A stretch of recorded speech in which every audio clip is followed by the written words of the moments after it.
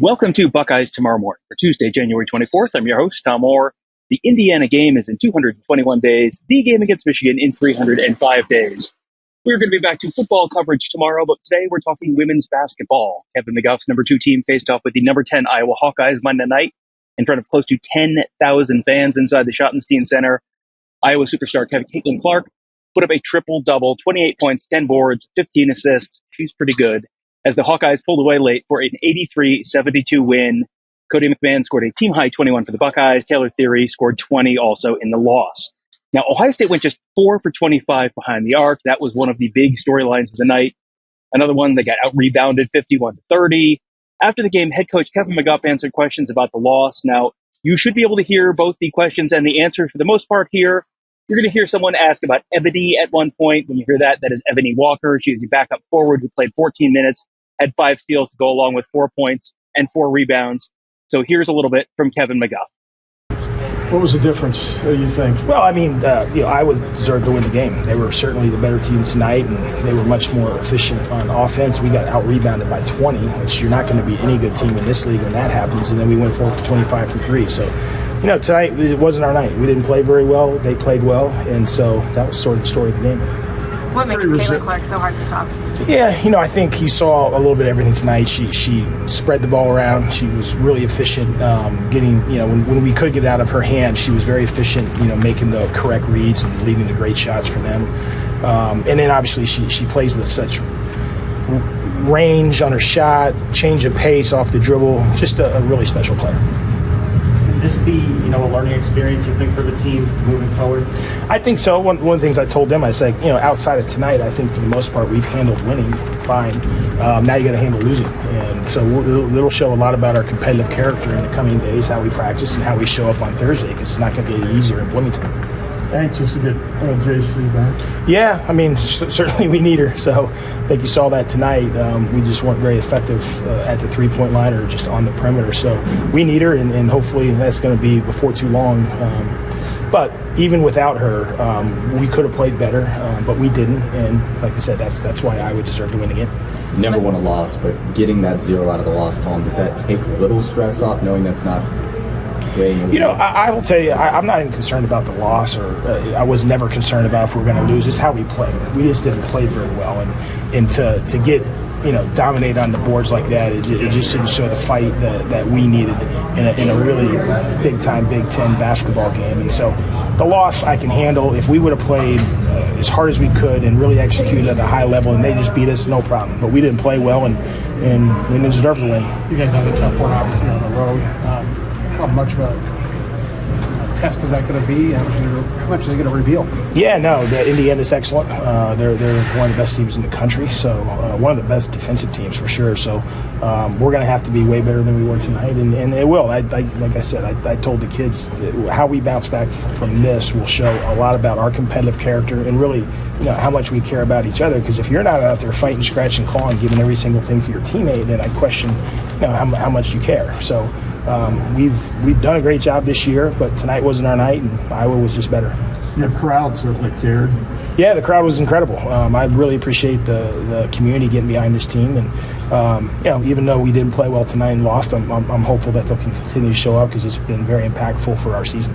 You mentioned going 4 from 25 from 3. What do you think contributed to that? Well, I mean, I don't know. We got to step up and make them. I would like to tell you some big formula. Most of them were like horse shots, So I don't know. I don't think that we were asking anybody to do anything that they weren't capable of doing. But we didn't make a lot of shots tonight, and you're not going to beat Iowa the way they were guarding us if that was the case. Kevin, there was a celebration with the Iowa fans over here, and I watched a lot of the team watching. I think you looked over. What kind of motivation is that to see? Yeah, I mean, hey, we take a lot of pride in our home court and certainly want to play well for our fans. And, they had every right to celebrate, but, you got to play better if you don't want somebody to do that.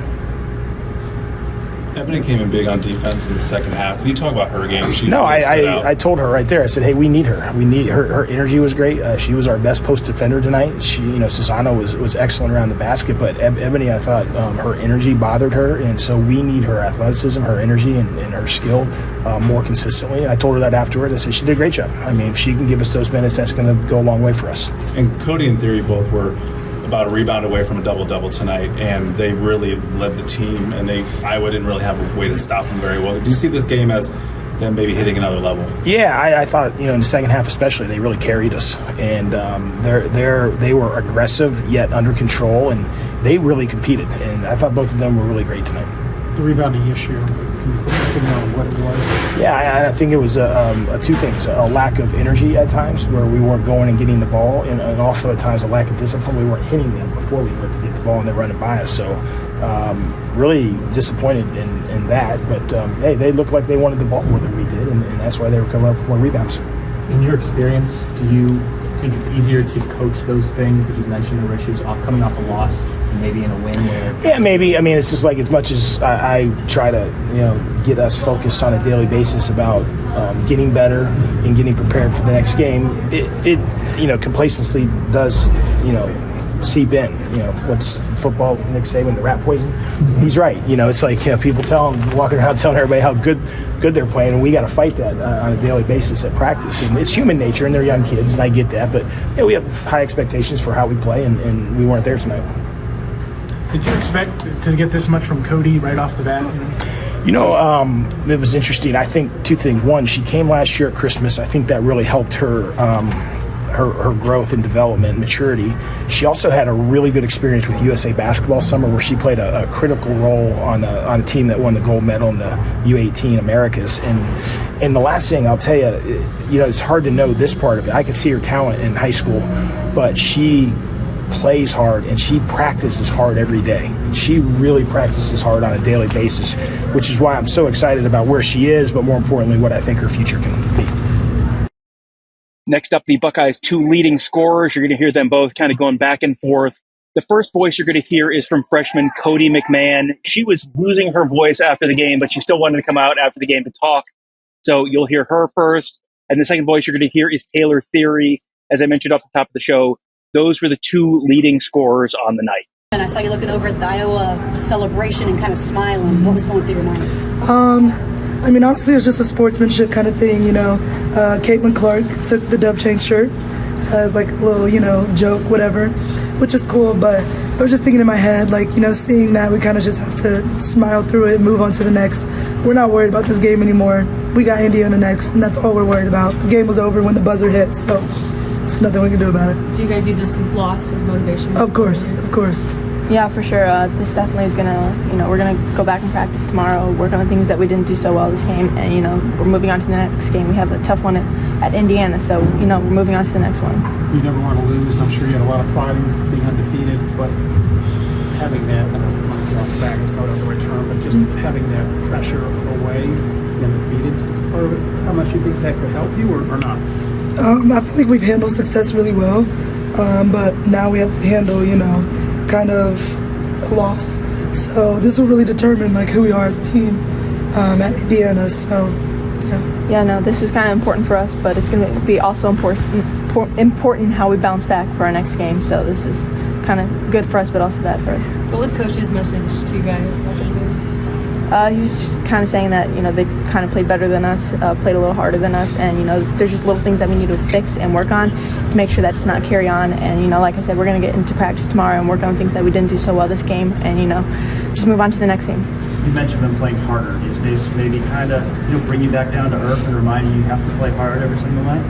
Yeah, this game there was definitely moments where we did not play, our hardest, but there were also moments that we did play our hardest and it showed a little bit. But we just have to be consistent with that and to not get high and not get low and just to make sure that we're focusing on what we need to focus on and, just playing our hardest throughout the game. You guys both had a lot of the defense responsibilities on Caitlin. What makes her so hard to stop? Yeah, no, she's an amazing player, honestly. She's tough to guard. She's one of the best players, ever play the game for in college at least. And, she can handle the ball really well. She can shoot really well. She can score at all three levels. And, that kind of just motivated us, to kind of do our best to guard her. And I think we kind of did good at some points. And, other times, we just need to work on some things. In that third quarter, too, talking about playing well against her, you held Iowa to no points for over 5 minutes in that third quarter. Can you kind of take small moments away like that and see, okay, what did we do really well and move that into Indiana and beyond? Yeah, I feel like the moments where we did success, carry that on to the next game. But the moments where we kind of messed up is kind of just buckle down in practice and, fix it and then move on and carry that over to Indiana. Is it easier to buckle down coming off a loss than maybe when you're feeling good about things? You see it on film, but maybe you don't take it as seriously because you are. Yeah, I feel like it is easier to kind of buckle down after a loss because nobody wants to lose 2 games in a row, let alone 1. So, tomorrow we're all going to be really focused, no time for jokes or anything, We're here for one thing, and it's to beat Indiana, so I'm kind of going to move on from that. Taylor, rebounding was an issue tonight. How do you guys get back on track with that? Honestly, just knowing our personnel, they're a great rebounding team, and we just have to be focused on defense. When a shot goes up, we have to rebound. When they get a shot up, we got to rebound. And I think, at times we got tired and, the lack of focus, but we just have to keep that in mind when we're playing teams that are really good at rebounding.